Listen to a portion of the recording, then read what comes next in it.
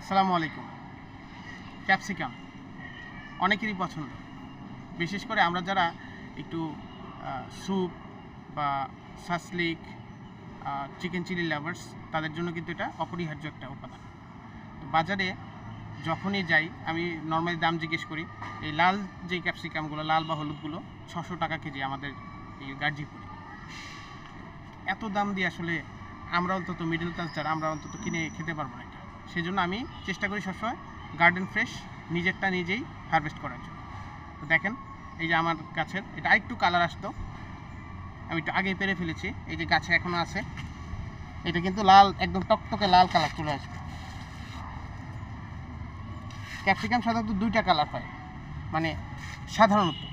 এছাড়াও অনেক ভ্যারাইটি আছে, ইয়েলো এবং রেড। আর যখন এটা গ্রিন অবস্থায় থাকে তখন কিন্তু পুরোপুরি পরিপক্ক হয় না। তো আমরা কি করব, আমরা বাজার থেকে যদি একটা ইয়েলো বা রেড ক্যাপসিকাম নিয়ে আসি, ওটা বীজগুলো রেখে দিই।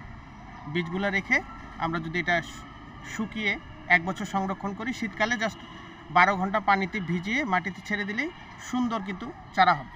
এবং সেই চারা থেকে কিন্তু এটা কিন্তু আমি জাস্ট এক্সপেরিমেন্টের জন্য এই চারা গাছটা করেছি।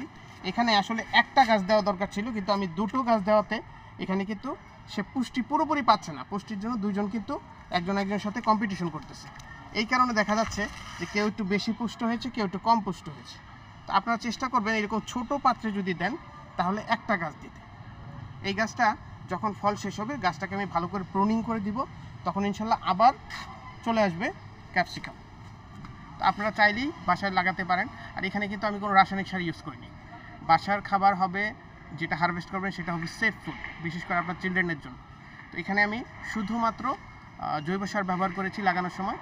আর প্রতি 15 দিনে একবার করে এটাতে লিকুইড তরল সার অথবা যেটাকে বলে সর্ষের খোল ভেজানো পানি, সেটা দিয়েছি। প্রতি 15 দিনে একবার এটার মধ্যে ফাঙ্গিসাইড এবং পেস্টিসাইড, যেটা পেস্টিসাইড হিসাবে আমি রিপকর্ড, তারপরে ভার্টিমেক এটা স্প্রে করেছি। আর ফাঙ্গিসাইড হিসাবে রিডোমিল গোল্ড স্প্রে করেছি। বাস, এতেই আপনার আর কিছু করা লাগবে না, আপনার কাছে সুন্দর ক্যাপসিকাম হবে। আশা করি আপনারা সেই ক্যাপসিকাম নিজেরাই চেষ্টা করবেন এবং বাসায় একটা ফল হারভেস্ট করা কী পরিমাণ যে আনন্দ, সেটা আপনি নিজেই টের পাবেন তখন। তাহলে সেই পর্যন্ত হ্যাপি গার্ডেনিং।